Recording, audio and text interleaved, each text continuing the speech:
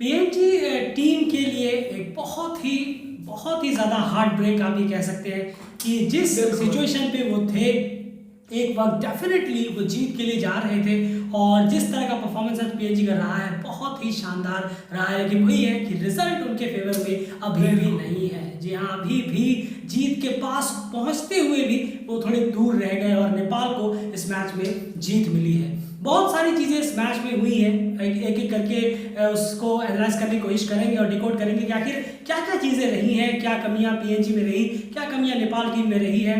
एक बात थी, आज से 1-1.5 साल पहले की बात है, 1 साल सवा 1 साल पहले की बात है। हमारे यहाँ पे सुनील गावस्कर सर और कपिल देव सर जो है वो लगातार विराट कोहली के बारे में कहते थे कि आपको वापस से डोमेस्टिक में जाना चाहिए, रणजी में जाना चाहिए और वहां पर आपको खूब सारा क्रिकेट खेलना चाहिए ताकि आप जो टच है आपकी, जो आप जिस टच में रहते थे, जो आपकी टच जो खो जा रही है उसको आपको पाने में काफी हेल्प मिलेगी। ये वो लगातार कह रहे थे, लेकिन वहां पर विराट कोहली ने उस चीज को पूरी तरह से इग्नोर किया। जी हाँ, इग्नोर किया और आज 1-1.5 साल बाद ये न्यूज आ रही है कि विराट कोहली रणजी खेलेंगे। जी हाँ, बिल्कुल। इससे क्या संबंध है इस एनालिसिस का, ये आपको आगे पता जरूर चलेगा, वीडियो देखते रहिए। आज पीएनजी ने टॉस जीता, पहले बैटिंग की है। पीएनजी की बैटिंग की अगर मैं बात करूं अयान, आज मेरे ख्याल से बहुत टाइम बाद बहुत अच्छी ओपनिंग स्टैंड आज देखने को मिली है। 50 रन की ओपनिंग स्टैंड देखने को मिली थी। पहले 10 ओवर की अगर मैं बात करूं 51 रन पर एक विकेट था, लेकिन एक वक्त था 51 पे 0 था पीएनजी। आप उस फेस को कैसे देखते हैं पीएनजी की बैटिंग को, खास करके पहला विकेट गिरने से पहले? नहीं, बहुत अच्छा। देखिए, कहीं ना कहीं शुरुआती में ये था कि जो प्रॉब्लम थी पीएनजी की, कहीं ना कहीं 12-13 ओवर तक कुछ नहीं करना, कुछ सिंगल विंगल जो आते हैं वो भी ना लेना, ये पीएनजी के साथ बहुत स्टार्टिंग में रहता था। लेकिन इस मैच में बिल्कुल क्लियरली विजिबल था कि वो हाथ से रन चुरा रहे थे। तो ये नेपाल के लिए बहुत ही ज्यादा सेटबैक हुआ शुरू में, कहीं ना कहीं कि हाथों के रन वो ले रहे हैं। मिड ऑफ में प्लेयर खड़े हैं, मिड विकेट के प्लेयर हैं, बिल्कुल 30 यार्ड में कम से कम 15 से 20 रन पीएनजी ने चुरा ली और फील्डर्स जो है नेपाल के वो देखे जा रहे थे तमाशा। सिर्फ पता नहीं कौन सी फील्डिंग हो रही थी वहां पर, मिसफील्ड भी हुई, उसके बाद ओवर थ्रो भी हुआ और ओवर थ्रो में वो भी चौका चला गया। वो रन तो आप एक्स्ट्रा इंक्लूड करिए, लेकिन पीएनजी की जो आज अप्रोच थी शुरू के 10 ओवर वो बहुत सही थी, तेज भी खेल रहे थे। नहीं वाकई में, और ये एक रीजन रहा है बहुत बड़ा कहीं ना कहीं कि उन्होंने रन्स बहुत ज्यादा स्टील किए हैं। कहीं ना कहीं ये कहना होगा, चुराए हैं बहुत रन, और ये बहुत अच्छी चीज है आने वाले टाइम के। अगर पीएनजी कुछ स्कोर भी खड़ा कर पाए, कहीं ना कहीं आज अच्छा स्कोर खड़ा किया, 205 पे भी इतना लड़ा दिया मैच को, पर लड़ाना नहीं है, जीतना है। वही मैटर तो हमारा वाला स्कोर कहीं ना कहीं वो फिट बैठता है 215 225 वाला जो स्कोर है। हमने अपने मैच प्री में कहा था कि पीएनजी को कम से कम 220 225 पहुंचना होगा, या अगर कुछ भी नेपाल के खिलाफ उन्हें मैच को जीतना है तो जाके आप एक बार मैच प्री वो सुन सकते हैं कि हमने ये एग्जैक्टली 220-25 का स्कोर कहा था और वो कुछ उसमें से शॉर्ट रह गए और आपके सामने नतीजा है। लास्ट ओवर तक ये मैच गया है और 20-25 रन और होते तो यहाँ मैच का रिजल्ट जो है डिफरेंट होता है, लेकिन ये होते की बात नहीं है। मैच यहाँ पर नेपाल ने जीता है। अब यहाँ पर अयान उसके बाद के फेस की अगर मैं बात करूं, उसके बाद का फेस वही पीएनजी का पुराना प्रॉब्लम, एक विकेट गिरा और उसके बाद फिर दूसरा विकेट गिरा और पूरी तरह से टीम शेल में चली गई। यहाँ पर शेल में जाने से मतलब है strike rate on the move नीचे गिर जाना। नहीं, बिल्कुल सही कहा आपने। देखिए, आप चार्ल्स एमिनी को ले, बिल्कुल आप प्लेयर्स को देखिए, उनकी स्ट्राइक रेट देखिए। आप चैट शॉपर को ले लीजिए, उन्होंने 74 बॉलें खेली हैं और 35 रन सिर्फ मारे हैं। और आप चार्ल्स एमिनी को देख लीजिए, स्ट्राइक रेट ही ऐसी है, 60-50 की स्ट्राइक रेट है और आप मिडिल ऑर्डर के बैट्समैन हैं, आपको एक अच्छा मोमेंटम मिला है, उसका आप बेनिफिट नहीं ले रहे हैं। तो कहीं ना कहीं बहुत ज्यादा स्लोइश इनिंग रही। फिर से वही चीज, पुरानी चीज जो नजर आई। शुरू के 10 ओवर में एक अच्छा नजर आया, कहीं ना कहीं 50 रन बन रहे हैं, लेकिन उसके बाद फिर से अगेन वही हुआ, एक विकेट गिरा। तो ऐसा लग रहा था शायद पीएनजी को कि 7-8 विकेट गिर गए हैं शायद हमारे। बहुत ही खराब क्रिकेट दोबारा कहीं ना कहीं देखने को मिला। बिल्कुल, तो ओवरऑल उसके बाद नीचे से कुछ सपोर्ट जरूर मिला। नीचे एक जगह पे मेरे ख्याल से 74 रन की पार्टनरशिप एक जगह पे हुई है चार्ल्स एमिनी और के बीच में। वहां पर कहीं ना कहीं थोड़ा सा पीएनजी ने अपनी तरफ मैच को लाने की कोशिश की, कुछ स्कोर अपनी तरफ, और वहीं पर वो वक्त था कि 200 भी क्रॉस किया पीएनजी ने। ओवरऑल इस बैटिंग यूनिट की बदौलत 204 रन बोर्ड पे लगाने में वहां पर कामयाब जरूर हुई है। नेपाल की बॉलिंग की तरफ अयान में अगर बात करूं, उससे पहले जरा फील्डिंग की बात करना चाहूंगा। जैसे कि हमने पहले ही कहा कि शुरू के 10 ओवर में भी बहुत ज्यादा खराब फील्डिंग हुई है। 30 यार्ड में से 15-20 सिंगल्स निकाल लिए पीएनजी ने 51 रनों में से। क्या ये आपको दर्शाता नहीं है कि कितनी पुअर फील्डिंग है? आप बॉल पे पहुंच ही नहीं रहे, पकड़ ही नहीं रहे, ये बहुत ज्यादा पुअर फील्डिंग है। ऊपर से जब मैंने देखा एंड जब उन्होंने थ्रो किया, एक फील्डर के पास एक बॉल गई, एक रन तो वो हुआ है, शायद कुशल पुर्तल का थ्रो था, उन्होंने थ्रो किया, उन्होंने सही किया, जाहिर सी बात है, रनआउट के लिए थ्रो किया, कोई बैकअप नहीं, कुछ नहीं। और इधर जो प्लेयर खड़ा है, मान लीजिए ये बैट्समैन है, ये बैट्समैन बैटिंग कर रहा है, उन्होंने ये शॉट मारा, उधर से बॉल थ्रो की गई, और कवर रीजन की तरफ जो प्लेयर थे वो वही खड़े होकर ऐसे कर रहे हैं, कोई बैकअप नहीं।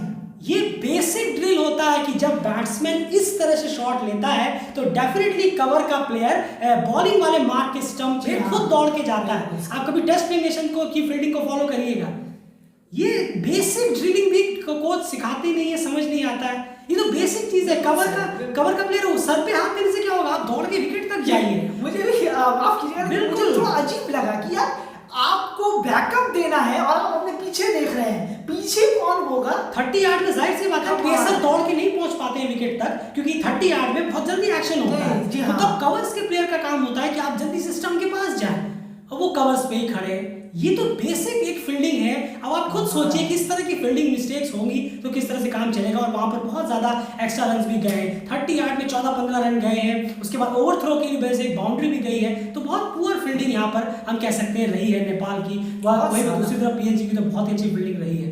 बॉलिंग डिपार्टमेंट की यहाँ बात कर लेते हैं नेपाल की तरफ से।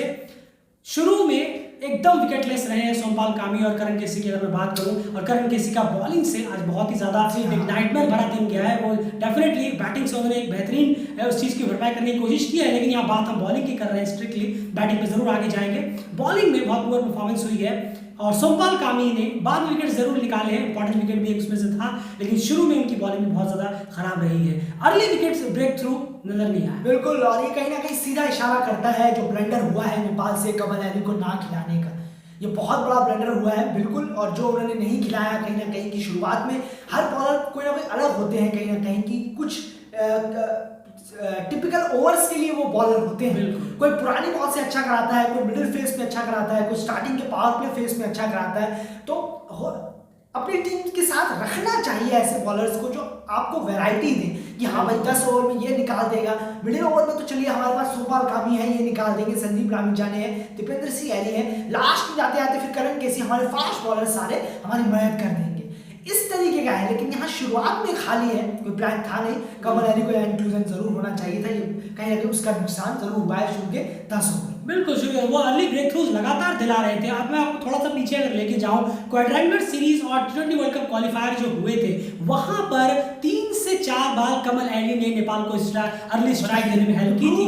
3 से 4 बार उन्होंने ओपनिंग पेयर में से किसी एक नाइट को आउट जरूर किया है। और आपको बहुत अच्छे से याद होगा आयरलैंड के खिलाफ जो उन्होंने पॉल स्टर्लिंग को अंदर आती हुई बॉल पे तो वही है कि जब कमल एली अच्छा खासा आपको अर्ली ब्रेक थ्रू दिला रहे हैं तो उनको बाहर बैठने का एक चीज समझ नहीं आती। दूसरी चीज और है कि जिन प्रैक्टिस मैचेस को, हमने पहले ही कहा, प्रैक्टिस मैचेस को बिल्कुल भी अच्छे से यूटिलाइज नहीं किया गया। आपने जिनको प्रैक्टिस मैचेस खिलाए उनको आपने मेन प्लेइंग 11 में नहीं लिया, जिनको मेन प्लेइंग 11 में नहीं लिया उनको प्रैक्टिस मैचेस ही नहीं मिले। तो बहुत ही ज्यादा चीजें अलग हैं, बहुत ज़्यादा चीज़ें यहाँ पर समझने वाली बात है। और इसी वजह से कहीं ना कहीं जो परफॉर्मेंस है वो बिल्कुल भी अप टू द मार्क नहीं है, क्योंकि इस तरह की परफॉर्मेंस से ज़्यादा लंबा सफर नहीं जाने वाला वर्ल्ड क्रिकेट लीग 2 में। ये क्लियर आप सोच के रखिए। आपसे बेहतर 3 टीमें ऑलरेडी हैं वर्ल्ड क्रिकेट लीग 2 में। जिस तरह का परफॉर्मेंस नेपाल टीम कर रही है, डेफिनेटली इससे बेहतर 3-4 टीमें तो ऑलरेडी हैं जो उस टॉप 3 पायदान को डिजर्व करती है। और एक छोटी सी बात है, बस थोड़ी सी कहना चाहूंगा कि बॉलर्स में कहीं ना कहीं इतना ज्यादा एक्सपेरिमेंट करने की जरूरत नहीं है। एक्सपेरिमेंट तब करने की जरूरत है जब स्कोर बहुत हाई हो रहा हो। कहीं ना कहीं ये समझ से परे है कि करण किसी के 2 ओवर रोक दिए गए, सागर ढक्कल 4 ओवर कराए उन्होंने, ज्ञानेंद्र मल्ला को आप ओवर दे रहे हैं। क्या आप दिखाना चाहते हैं कि रिश्ते खराब ना हो? आप प्लीज टीम के रिश्ते खराब ना हो हमारे, आप सीनियर हैं तो आप भड़किए, गुस्सा मत होइए टीम से। कप्तान संदीप रामीजाने बन गए तो नाराज मत होइए, इसलिए आप कहीं मनाने की तो कोशिश नहीं है, ओवर एक्सपेरिमेंट है ये कहीं ये सब चीजें से बचना होगा अगर आपको बड़ी बड़ी टीमें आगे आने वाली है। स्कॉटलैंड, नामीबिया का स्कॉटलैंड में मैच होगा, वहां सोचिए क्या होगा नेपाल का अगर ऐसे एक्सपेरिमेंट करेगी। बिल्कुल, शायद ही एक भी मैच नेपाल जीत पाया सीरीज में। स्कॉटलैंड में मैं देख के कहीं ना कहीं कि इतना एक्सपेरिमेंट ज्ञानेंद्र मल्ला का इस ओवर में क्या काम है, आखिर 2 ओवर कराने का, इतना कहाँ से 304 रन तो बने नहीं, 204 ही बने थे, ये समझ से परे है। लेकिन अब क्या बोले, खैर बोलने को बहुत कुछ है, लेकिन इतना ही बोल दिया काफी है कहीं ना कहीं। और सबसे बड़ी बात यहाँ पर ये है यार कि वही दिक्कत होती है, आपको सेकंड स्पिनर ढूंढना है, विकेट टेकिंग स्पिनर, और आप स्पिन डिपार्टमेंट में सिर्फ 4 ओवर सागर डगल को देते हैं। करण किसी के भी ओवर पूरे नहीं करण होते, किसी के ओवर नहीं कराए, बताइए।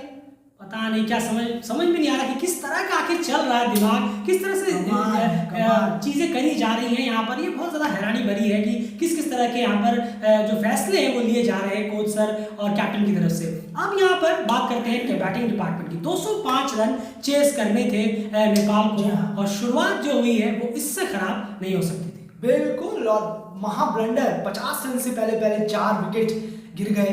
और कहना होगा कि जो हमने यहाँ पर कहा भी था कहीं ना कहीं कि कुछ परफॉर्मर हो नहीं रहा है किसी के बल्लों से, ज्ञानेंद्र मल्ला हुए, विनोद भंडारी भी हुए, पर कुशल भुरतेल आज फ्लॉप रहे हैं शुरुआत में। और मैं क्लियरली कहना चाहूंगा कुशल भुरतेल का बहुत खराब शॉट था, जी बहुत खराब शॉट था। उन्हें वहां उतनी दूर, क्योंकि उनके शॉट से ही लग रहा था, उन्हें ये लग रहा था कि मैं इस शॉट पे पहुंचूं या नहीं पहुंचूं। आपने पूरा नहीं लिया शॉट, आपके माइंड में कमाल। पांचवें छठे स्टंप पे बाहर को निकल रही थी वो बॉल, और वो कुशल भुरतेल जबरदस्ती उस बॉल को चेस करने के लिए गए। उसे आप लीव भी कर सकते थे या फिर आप उसको पूरा खेल सकते थे। आपने मैचेस देखे, आपने मैच देखा ही है तो आपको पता है कुशल भुरतेल ने वो शॉट पूरा नहीं खेला, वो बहुत धीमे हाथ से वो शॉट उन्होंने खेला, और उसके बाद एज आ गया। और वो शॉट कैसे खेलना चाहिए था, लगभग वैसे जैसे ज्ञानेंद्र मल्ला जब आए, जब उन्होंने एक बाउंड्री मारी पॉइंट के साथ, तब उन्होंने वो कड़ाकेदार शॉट मारा था ज्ञानेंद्र मल्ला ने, कुछ उसी तरह से कुशल भुरतेल को यहाँ उस बॉल को हैंडल करना चाहिए था। लेकिन वो खैर आज इतने नहीं चल पाए, ओपनर्स दोनों ही फ्लॉप रहे हैं। वहां पर आया ना ज्ञानेंद्र मल्ला की बात करें, यहाँ पर कहीं ना कहीं डेली क्रिकेट की उस बात पे जो हमने 1 महीने पहले ही कह दिया था हमारी वीडियोस में, जो हमें रेगुलर सुनते हैं उन्हें पता ही होगा कि ज्ञानेंद्र मल्ला ये डेफिनेटली तय कर चुके हैं कि वो संदीप लामिछाने के अंदर स्कोर नहीं करने वाले, रन नहीं करने वाले। मैं डेली क्रिकेट आपके सामने गारंटी से कह रहा है, मान लीजिए संदीप लामिछाने कभी इंजरी हो गए, होना नहीं चाहिए, मान लीजिए कभी खुदा ना खास्ता इंजरी हो गई और ज्ञानेंद्र मल्ला को किसी वर्ल्ड क्रिकेट लीग 2 सीरीज में कप्तान बना दिया गया उनके एब्सेंस में फिलहाल के लिए, ये गारंटी से डेली क्रिकेट कह रहा है आपको उन चारों मैचों में स्कोर करते हुए नजर आएंगे। बिल्कुल, तब अचानक से उनकी फॉर्म आ जाएगी। मैं क्लियर समझ पा रहा हूं, ओमान सीरीज तक उनकी फॉर्म थी, जैसे ही संदीप लामिछाने बने उनकी फॉर्म अचानक से चली गई। इतनी अचानक फॉर्म किसी की नहीं जाती है जो अच्छे खासे टच में होते हैं। बिल्कुल सही, बिल्कुल सही। और आप कहीं ना कहीं ये चीजें बहुत मैटर करती हैं कि आखिर टीम में माहौल क्या है, और ये समझ, और ये बहुत पहले से ही चला आ रहा है। क्वालिफायर और कॉन्ट्रैक्ट सीरीज जब हुआ तब भी एक चीज वहां पर निखर के आई, लेकिन अब धीरे धीरे और बढ़ती जा रही है, और ये चीज टीम को डिटेंड करेगी, बहुत कर भी रही है, एक चीज खा चुकी। और बिल्कुल सही, क्योंकि बहुत सारी चीजें हैं। T20 वर्ल्ड कप क्वालिफायर्स में भी बॉडी लैंग्वेज से क्लियर पता चल रहा था कि संदीप लामिछाने और ज्ञानेंद्र मल्ला के बीच में जो भी चीजें हैं वो क्लियरली ओपन अप है, और बॉडी लैंग्वेज बहुत सारी चीजें बताता है, और परफॉर्मेंस बहुत सारी चीजें बताता है। अचानक से किसी की फॉर्म इतनी चली जाना कि 100-150 रन भी इतने सारे मैचेस खेलने के बाद ना बने, ये थोड़ा हजम होने वाली बातों में से नहीं है। ये हम 1 महीने पहले से कहते आ रहे हैं और अभी भी वो चीज कही है। और ट्विटर पे भी आप में से एक जो हमारे व्यूअर हैं उन्होंने भी ये चीज कही आज, तो हमने उन्हें रिप्लाई में यही कहा कि भाई हमने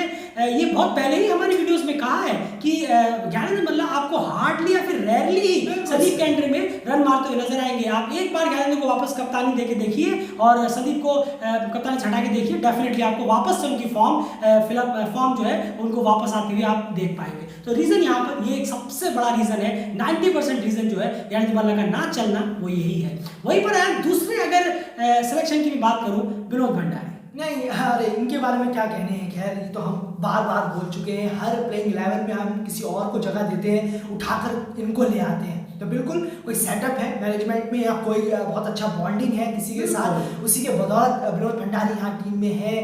शरद बॉलों में 11 रन, बिल्कुल सही। शरद गस्वाकर को भी स्क्वाड में रख लिया जाता है, कुशल मल्ला को भी ले लिया था, खैर वहाँ तो अलग बात है, लेकिन इनको भी वापस चिपकाए जा रहे हैं कहीं ना कहीं।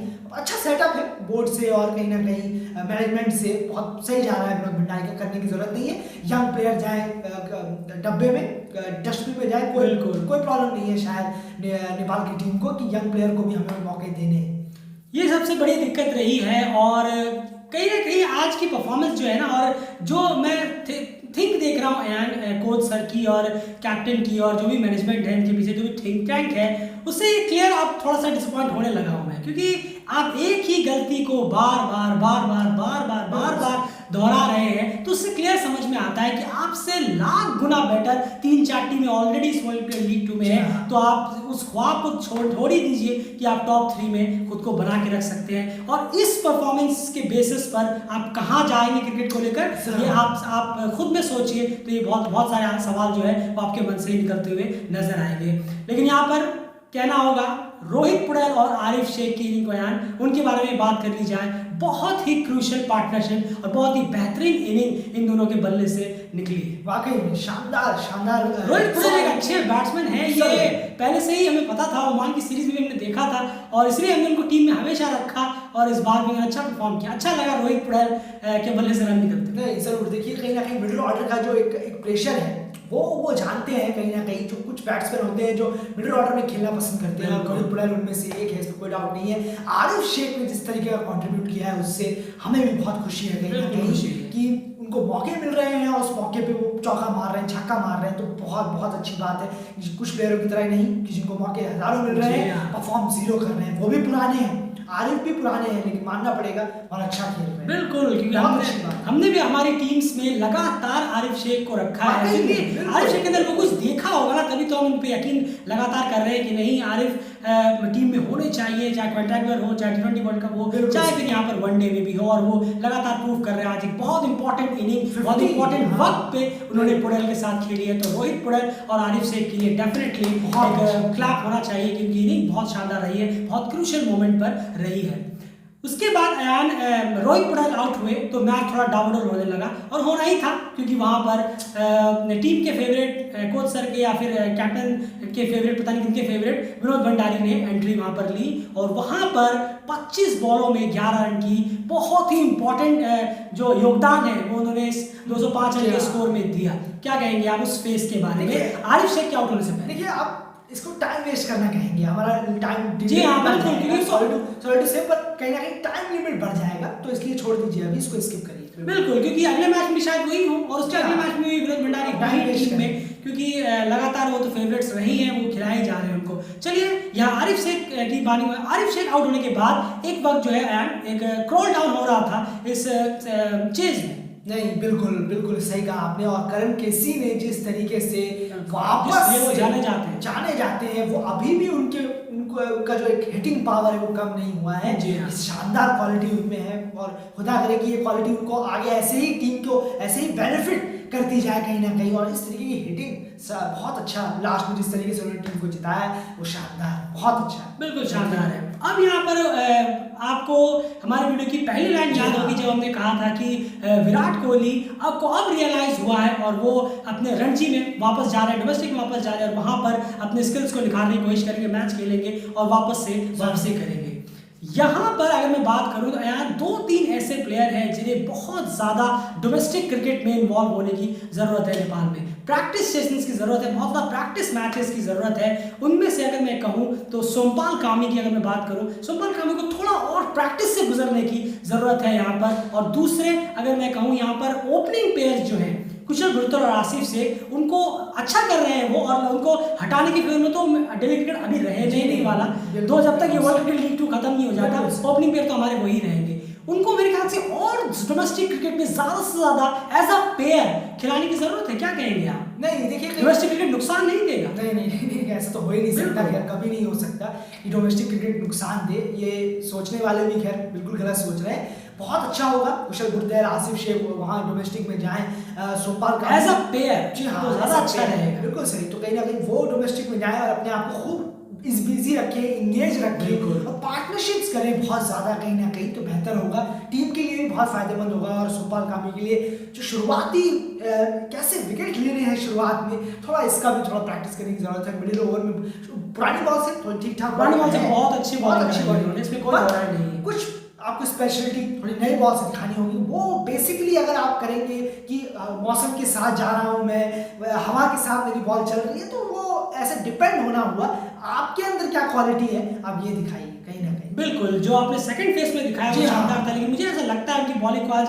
देख के लगा, उनके ओवर्स में से मेरे ख्याल से मैंने 6-7 ओवर उनके ओवर जो है वो देखे, उसमें काफ़ी पता चल रहा था कि थोड़े बहुत और नरिशमेंट की ज़रूरत है अभी, शायद थोड़े से ऑफ हो रहे हैं, इस वजह से कहीं ना कहीं वो थोड़े से डाउन रहा है। लेकिन अगर वो डोमेस्टिक से होकर एक बार गुजरते हैं ना, बहुत अच्छे quality of cricket of domestic से, वो देखना होगा कि वो क्वालिटी क्रिकेट डोमेस्टिक में है या नहीं नेपाल के। अगर वहाँ से होकर गुजरते हैं तो बहुत अच्छा रहेगा। लेकिन कुशल मुर्तल और आसिफ से एज अ ओपनिंग प्लेयर अगर डोमेस्टिक में टाइम बिताते हैं, रनिंग विकेट अच्छी करते हैं, अपनी जो कॉन्टैक्ट है वो शानदार लगता है, कम्युनिकेशन जो है, कनेक्शन जो है वो और बेहतर करते हैं, तो बहुत ज़्यादा काम आने वाला है T20 और वनडे दोनों मेरी टीम को। लेकिन फिलहाल यहाँ पर नेपाल ने इंपॉर्टेंट 2 पॉइंट्स कलेक्ट किया अपनी टीम के लिए, जो सबसे ज़्यादा मैटर करते हैं at the end world cricket league 2 में। बिल्कुल, और पीएनजी की बॉलिंग की भी थोड़ी तारीफ है। बिल्कुल, बहुत शानदार बॉलिंग कराई है उनके राइट आर्म मीडियम्स ने, विकेट निकाले हैं, स्पिनर आए उन्होंने भी शानदार बॉलिंग कराई, बांधे रखा रन रेट, इतने कम स्कोर पर भी नेपाल को बिल्कुल एस तक लेके गए, इतना ज़्यादा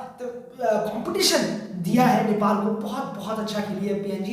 पर फिर वही है, आप ओडीआई बहुत खेल चुके हैं, आप 1-2 ओडीआई वाली टीम नहीं है, ये सब अब नहीं चलेगा, जीतना चाहिए। बिल्कुल, और वो आपका जो हारने का रीजन जो लगातार बनता आ रहा है वो वही है, वो है आपका बैटिंग डिपार्टमेंट। आप स्कोर ही नहीं दे पाते हैं, ये सबसे बड़ी प्रॉब्लम हो जाती है। फिलहाल इस वीडियो में इतना है। एनालिसिस से अगर आप सहमत हैं तो प्लीज वीडियो को लाइक जरूर करिएगा, चैनल सब्सक्राइब कर लीजिए, क्योंकि आने वाले मैचेस की पोस्ट मैच एनालिसिस भी और मैच रिव्यूज भी लेकर आपके सामने जरूर हाजिर होंगे। फिलहाल इस वीडियो में